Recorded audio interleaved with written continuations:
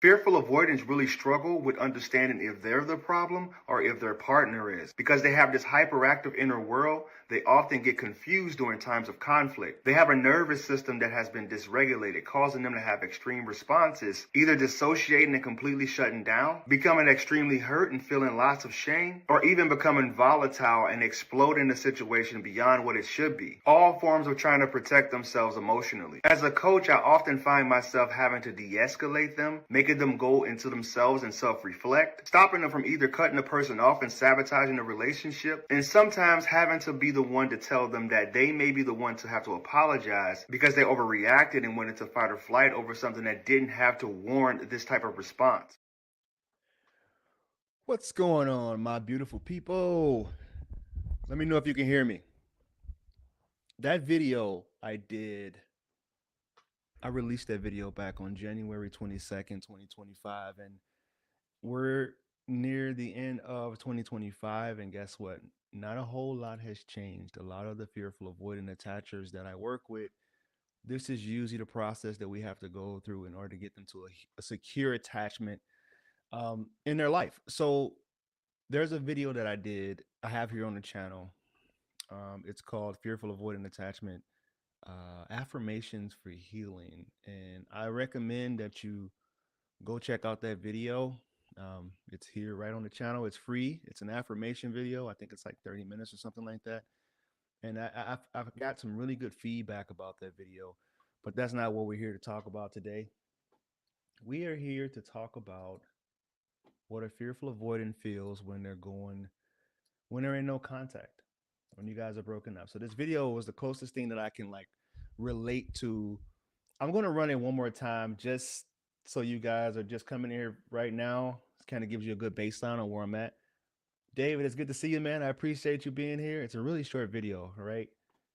And I'm going to run that in three, two. Fearful avoidants really struggle with understanding if they're the problem or if their partner is. Because they have this hyperactive inner world, they often get confused during times of conflict. They have a nervous system that has been dysregulated, causing them to have extreme responses, either dissociating and completely shutting down, becoming extremely hurt and feeling lots of shame, or even becoming volatile and exploding the situation beyond what it should be. All forms of trying to protect themselves emotionally. As a coach, I often find myself having to de-escalate them, making them go into themselves and self-reflect, stopping them from either cutting the person off and sabotaging the relationship, and sometimes having to be the one to tell them that they may be the one to have to apologize because they overreacted and went into fight or flight over something that didn't have to warrant this type of response. Once again, I released that video back in January on January 22nd, 2025, and not a lot has changed. Today's video, I'm going to talk about the stages that they go through, the emotional phases, and more specifically, that they go through when they're in no contact. I have something I put together here for you guys because I don't want to waste any of your time. I want to make sure that I'm impeccable with my word today. So the first phase that they go through is they have a nervous system reset. Now, this is the initial relief stage that a lot of coaches talk about, but it's not about the relief from you. It's something different. It's about the relief from, um, as you can see, the thumbnail for this video is shame. A lot of fearful avoidance feel shame during that breakup, and I talked to fearful avoidant attachers pretty regularly, and these are some of the things that I had to get them to push through in order for them to even break no contact. Because usually they have this internal conflict about whether they were the one that was in the wrong or if this person had actually did them wrong. So helping them with discernment is one of the things that we do. If you guys can hear me, let me know. Give me a thumbs up. During this nervous system reset, their nervous system was overstimulated, and that distance feels like safety for them. They disconnect to reduce emotional overwhelm, not because they're done. They often feel calmer, lighter, and more in control during that phase. But this is a four-phase deal, and this is just the beginning. They often have that feeling of relief that the dismissive avoidants have because it gives them time to really just pull back and understand where they're at emotionally and process a little bit deeper. They convince themselves space is the right choice to regain stability, like I just said. This is where people mistakenly assume that the fearful avoidant doesn't care about them. It has nothing to do with not caring. It has a lot to do with emotional regulation and getting their nervous system under control. Let me know if you guys can hear me, where you're coming from. Appreciate you being here. If you're watching this on replay, don't yell at me and say, get to the point, talk about what you advertise on the title and the thumbnail. This is a live session. I just want to say that over and over again. This is live. This is live. This is live because I'm not wasting your time. This isn't clickbait. The second emotional phase that they go through is the emotional echo, is what I labeled it. Once their system stabilizes, suppressed emotions returns to them in waves. Memories surface unexpectedly by it's triggered by like a song, a place, a routine trigger you back into your mind. So there was this song that I have on. I posted this and advertised this live session today on Instagram, and the song that I used was "Ordinary." I can't even think of the name of the the artist, but a fearful avoidant recently told me that that was the song that did it for them. They felt like they had this really strong connection with this person, but they agreed that they had maybe overreacted with an interaction that they had, and they actually sabotaged what they had going on, which was actually something that they felt was out of the ordinary. Really, the song is kind of like it's uh it's actually not about a relationship that's ordinary. It's actually something that's extraordinary, if I'm taking those lyrics correctly. But that was the song that she said did it for her. They start feeling their absence, doing that emotional echo. They experience longing and confusion at the same time.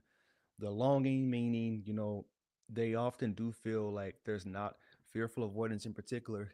They often feel like there's not a lot of people who understand them. There's not a lot of people who can be on the same vibrational frequency as they are. So when they do find that person, um, they feel really confused about whether that connection was real or if it was something that they were just creating because they were, I guess, lonely, for lack of a better word. This is typically silent, right? They won't reach out, but they feel the shift internally. A lot of the fearful avoidance that I see when they're going through it, usually within that nervous reset system before they get there, they start to post a lot of subliminal messages on social media. They start posting things that are overly emotional, things that like quotes and memes that gives you insight on where they're at. And when I see that, if you guys hear me, thumbs up. When I see that, it tells me that it's not time to break no contact. Because if you're someone here and you're trying to figure out if you should break no contact with a fearful avoidant, if you see that they're doing this early on after the breakup, that is part of their relief stage. It's part of them trying to justify why they broke up. They're trying to convince themselves that this wasn't right for them. But then you see that next stage, which is the stage I'm on now, the emotional echo. They're usually silent during that stage. That's when you almost see like a state of mania when they're going through that nervous system reset. Because they're trying to like um, get the expression out the best way that they can without actually coming to you and talking to you about it. Now the third phase is the inner conflict phase. This is the heart of the push pull dynamic that you often see with a fearful avoidant. Their desire for connection increases as their fear of closeness increases. They think about reaching out, then they shut down that impulse. And you'll see this as like more stubbornness, more people label it stubbornness and their ego running the show at that point. But for them, reaching out for them feels weak. If you guys believe that, comment down below because I wholeheartedly believe from everyone that I've worked with that that is what they're usually feeling. They feel that if I one of the fearful avoidance biggest kind of wounds is being made a fool of and looking weak, right? And when they submit or when they if you can call it submit, when they break no contact, they view that as submission and they feel like that's weakness, right? And that's that. that piece of them that don't want to be made a fool of, meaning they'll be responsive when you reach back out. I can't even count how many times where someone has broken the no contact first with a fearful avoidant, and they were extremely warm and extremely hot to talk to them. They felt like, okay, now I didn't have to do this difficult thing. And at the same time, I know this person that I broke up with doesn't hate me and have these ill feelings about me, right? So um, they fear emotional responsibility and fear losing you at the same time. That accountability, that shame piece, that feeling like, all right, I ruined another relationship. I knew I was no good at relationships, so I'm continuing to waste people's time because they just don't understand me. They don't get how I operate. They don't get the trust wounds that I have, and that lack of being vulnerable.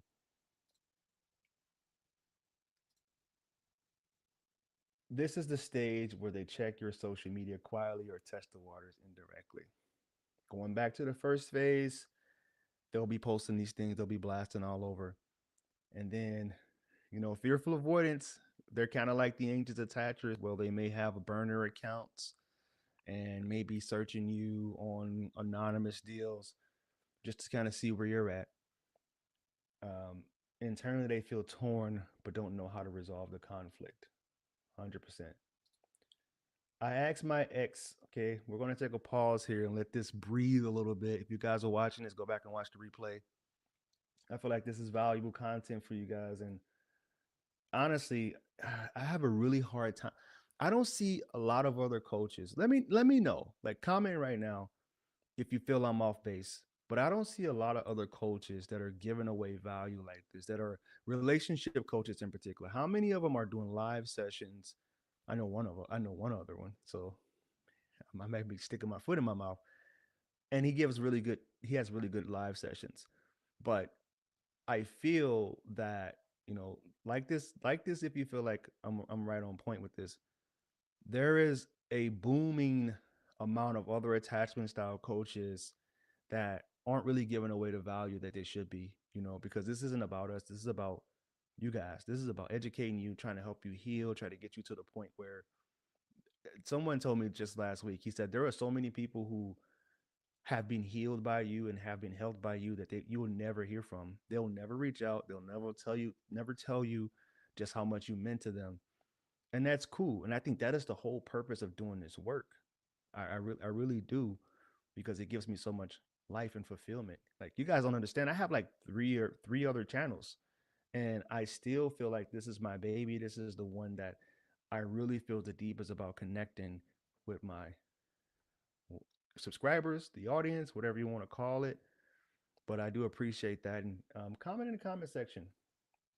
So I asked my ex post discard about why he didn't reach out to a friend that never replied back to him. And I'm gonna get to that fourth one. All right, fourth phase. Actually, let me finish it up. So I'm gonna get to your comments, but I'm gonna finish this up for the people who are here and who don't have a lot of time. The last one is the turning point. Now, where this is where their eternal conflict forces a decision to be made. They either move toward reconnection or deeper avoidance. If their emotional safety feels higher, they soften and reach out indirectly or subtly. If their fear is stronger, they retreat again. I'm gonna tell you what causes these things to happen. The more if they feel like they lean away from you, if they're at this point and they feel like that relationship wasn't healthy and you were stepping on trauma triggers of theirs, you may never hear back from them again. But if you were someone who was showing up that was making them feel safe, and then they may have processed what happened in that breakup and understood, they do have emotional intelligence, so they have the ability to be able to decipher between what was them gaslighting themselves, or if you were actually not a healthy partner for them. And when they decide to lean back to you and reconnect during that turning point, it's usually because they understand that you are a good person, and you probably was misunderstood at the end of that breakup. So I this is what I usually see. That not with everyone, but as a general rule, that's kind of how it goes down. Um, where am I at here? Sorry. This phase, now I don't. I probably wrote this in my notes. This phase is heavily influenced by your behavior in no contact. Right? You can push them. You can push them further away, or you can go no contact yourself and draw them in. Panic, pressure, or chasing pushes them deeper into retreat. Their choice their choice in this phase is not about worthiness, it's about emotional capacity. All right, let me get to these comments. Thumbs up if you find this valuable. There's two ways you can watch this live today. I kind of found out a little bit of a life hack. You can even watch it on the live feed. There's two feeds here. You can watch it on the live feed on your computer, your desktop, or you can watch it on the mobile layout. I asked my ex, can I put this up here? I hope this is okay, just so I can help people get a little bit more engaged. I asked my ex past discard about why he didn't reach out to a friend that never replied back to him. He knew for years. He said so fast that's weak. I told him it wasn't. Exactly. Exactly. He felt like if I break the no contact, that's gonna make me look you know, like a sucker, like someone who needs to be um coddled or it's like he's viewing it as I lost, right? When it's really not about winning or losing, it's about what's functional or what's dysfunctional, right? Coach, I'm healing FA and I'm learning from this, and you are nailing it. Appreciate you, David. I broke no contact a month after the discard. He was so happy to hear. Just so you guys can see, he was so happy to hear from me. Although he had ignored. Actually, I'm gonna take that off. He had ignored my text. I sent the entire week of the discard. The hot and cold behavior continued for months. You got it, Mary. I agree. I vet coaches. I follow very hard, and I still follow only a handful of coaches. Appreciate you, man. Really do. It really makes me want to get back on these live sessions and talk to you guys as much as possible. Happy holidays, by the way, if you celebrate. I was meeting this girl. We went on a second date, and she said she liked me, and that's why she was reserved. 5 days later, she ended it with me on text. All right, that sounds like a really short lived type of interaction. I mean, I have lots of questions always. If it was that short lived, I mean, we don't know the attachment style there. It's kind of hard to really decipher or figure out what it is that she necessarily has. It could be, I mean, there's a lot of relationships that just end.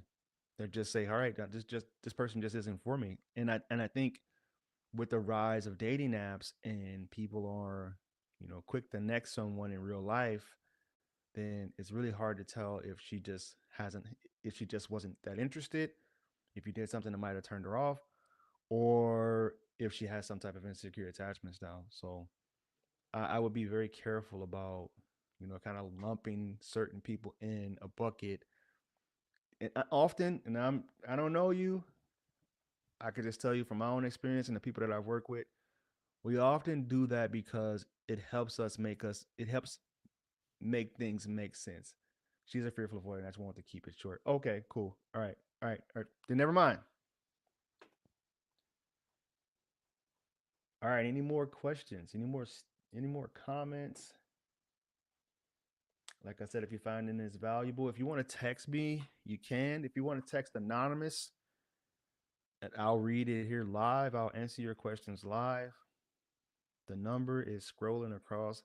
I probably should have said that in the beginning of this conversation, right? If you want to text it, you can text me right now.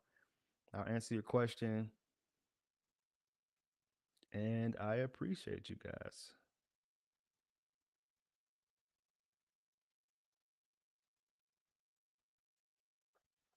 Any more questions? How do you build trust when an FA says you broke it? I didn't even do anything other than holding boundaries.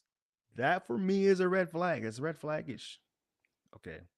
It's yellow flaggish, right? So I believe that above all else, you need to be holding boundaries because here's what happens when you don't hold boundaries. If you don't hold boundaries, you're actually sabotaging the relationship yourself. And I'm going to break it down why. Holding boundaries is essentially laying out the blueprint on how to keep you in their life, right? How many times have you had something that was a boundary for you and you didn't speak on it, but later on down the line you ended up resenting that person because you didn't speak on those boundaries. So I think in order for healthy relationships to progress and then thrive, you have to set those boundaries. And if this person gets upset with you because you held a boundary, okay, great. Now you're showing me what you're made of. If anything, it's almost a subtle way of getting you to what's the analogy, the frog in the boiling pot analogy. The longer I can deal with this temperature, the longer this person's going to keep me in my life. But what happens? You end up boiling yourself to death and having no voice and having all your boundaries erased. And because this is what you've tolerated up until this point, um, you're just going to become resentful about that relationship. So I don't care what the attachment style, boundaries are a must. It's a necessity.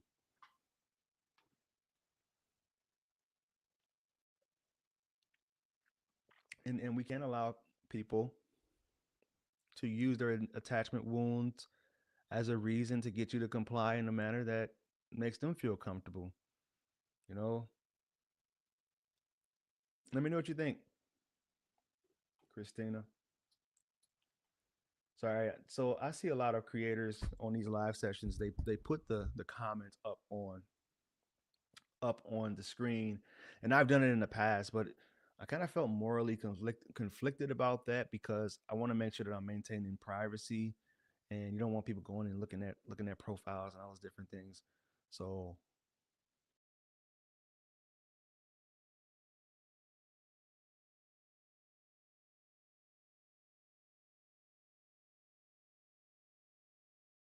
well, looks like I just got bounced. My bad. Hopefully you can see me again. Sorry, I don't know what just happened.